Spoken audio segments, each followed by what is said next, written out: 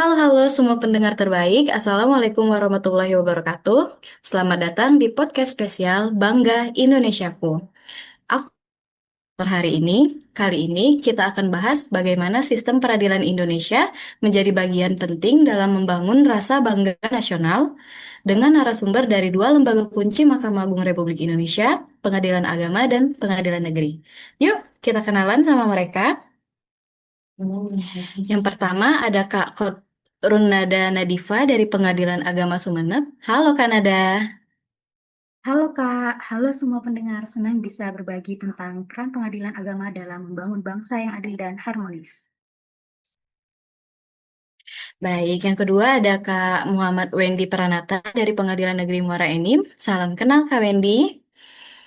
Halo, salam kenal juga. Semoga pembahasan hari ini bisa lebih memahami pentingnya peradilan bagi kemajuan Indonesia. Baik, lalu ada Kak RA Eri Revani Kusyanwarti dari Pengadilan Agama Surakarta yang fokus pada keadilan ya Kak. Halo Kak Eri. Halo semua, mari kita bahas bagaimana teknologi bisa memperkuat keadilan dan rasa bangga kita terhadap sistem hukum negeri. Oke, yang terakhir nih ada Kak Rani Susanti dari Pengadilan Negeri Pagar Alam yang menangani perkara. Selamat datang Kak Rani. Terima kasih Kak Rahma, senang bisa hadir dan berbagi tentang kontribusi peradilan dalam mendukung kemakmuran bangsa. Baik, oke semua pendengar, nanti di podcast ini kita terdiri dari 4 bagian. Langsung aja kita masuk ke bagian pertama tentang peran peradilan agama dan negeri dalam kampanye Bangga Indonesiaku. Oke, sebenarnya apa sih peran kedua lembaga peradilan ini dalam kampanye Bangga Indonesiaku? Kanada bisa jelaskan dari sisi pengadilan agama, Kak? Tentu Kak, pengadilan agama tidak hanya menangani perkara terkait hukum keluarga, warisan, dan ekonomi syariah bagi masyarakat muslim, tapi juga menjadi wadah untuk mewujudkan keadilan sosial yang inklusif. Kita menjunjung nilai-nilai keadilan yang hidup dalam masyarakat, seperti perlindungan terhadap perempuan dan anak dalam sengketa keluarga. Dalam konteks kampanye ini, kita menunjukkan bahwa sistem hukum kita menghargai keberagaman budaya dan agama, yang merupakan kebanggaan khas Indonesia. Saat dunia tengah fokus pada keadilan sosial dan hak asasi manusia, Indonesia dengan sistem peradilan yang beragam ini menjadi contoh positif. Bagus banget ya, Kanada. Kak Wendy, dari sisi pengadilan negeri bagaimana? Mau di Nah, tuh. Kak Wendy, suaranya di mute. Oh ya, sorry. Baik, kalau dari pengadilan negeri itu memiliki yurisdiksi yang lebih luas ya, mulai dari perkara sipil, pidana, hingga perdata bisnis. Peran kita adalah menjaga ketertiban hukum dan memberikan akses keadilan bagi seluruh rakyat Indonesia, tanpa memandang agama atau suku, dan tanpa ada diskriminatif ya. Dalam kampanye Bangga Indonesia ini, kita menunjukkan bahwa sistem peradilan kita mampu menjawab tantangan zaman dan menjunjung tinggi supremasi hukum. Hal yang menjadi fondasi kuat, hal yang menjadi fondasi bagi negara yang kuat dan dipercaya di kancah global. Misalnya, kita kini juga menangani perkara baru seperti sengketa kripto dan kasus terkait teknologi digital yang selaras dengan tren global transformasi yudisial.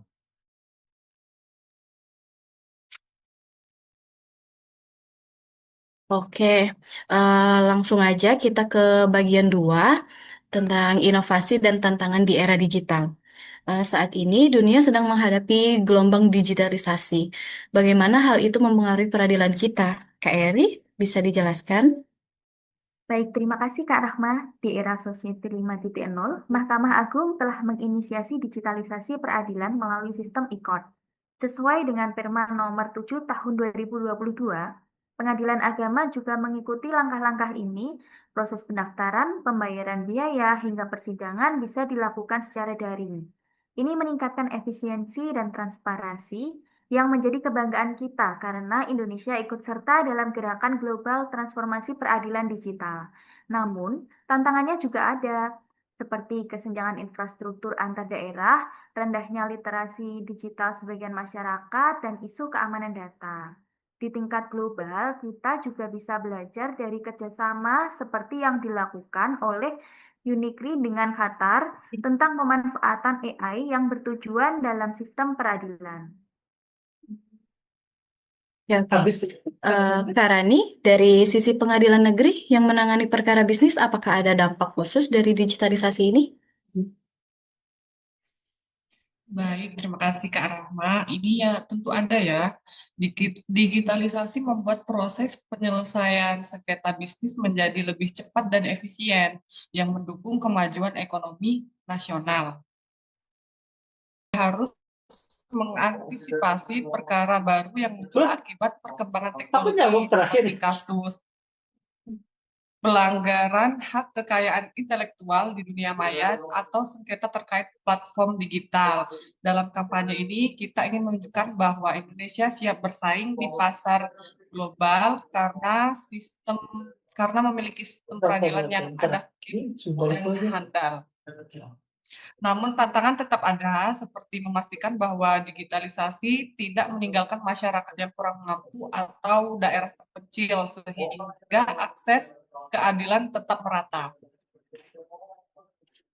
Oke, itu tadi kita udah selesai di bagian 2, kita lanjut ke bagian 3, mengenai kontribusi terhadap keberlanjutan dan perdamaian global. Ada beberapa isu global terkini, seperti berkelanjutan dan perdamaian.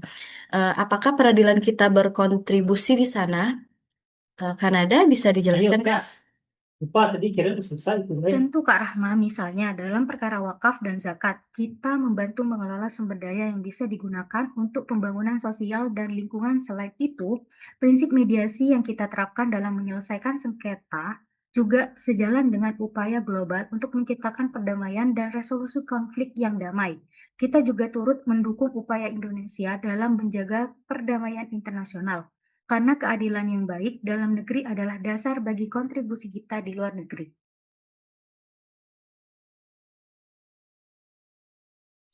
Baik, Kak Rani, dari sisi ekonomi dan bisnis bagaimana, Kak? Ya, Kak Rahma, sistem peradilan yang kuat dan kredibel menjadi daya tarik bagi investasi asing dan mendukung tujuan pembangunan berkelanjutan SDGs. Kita menangani perkara terkait tanggung jawab sosial perusahaan, perlindungan lingkungan dalam bisnis, dan kesetaraan ekonomi.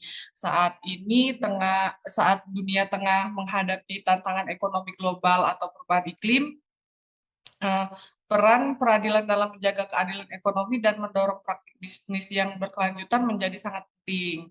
Nah, ini juga menjadi bagian dari kebanggaan kita karena Indonesia menunjukkan komitmennya terhadap perkembangan yang sejahtera dan berkelanjutan.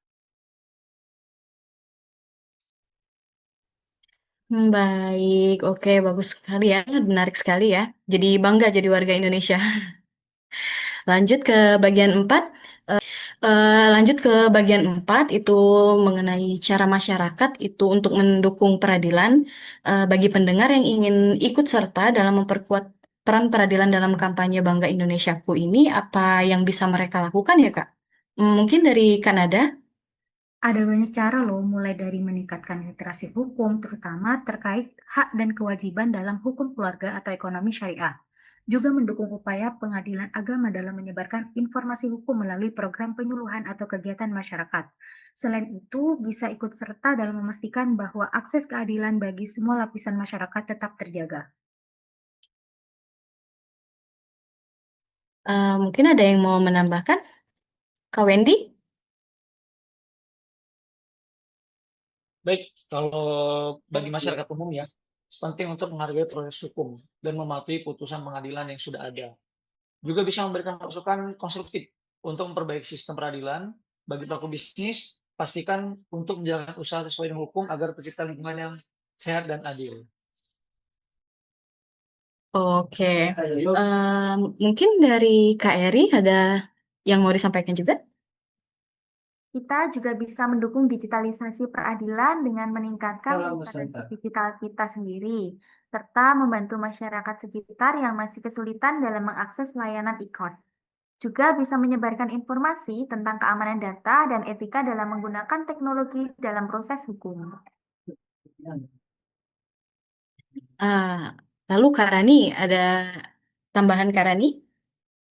Ya, kalau untuk saya, bagi mereka yang berkecimpung dalam dunia bisnis atau ekonomi, bisa aktif mengikuti perkembangan regulasi terkait dan mendukung praktik bisnis yang bertanggung jawab.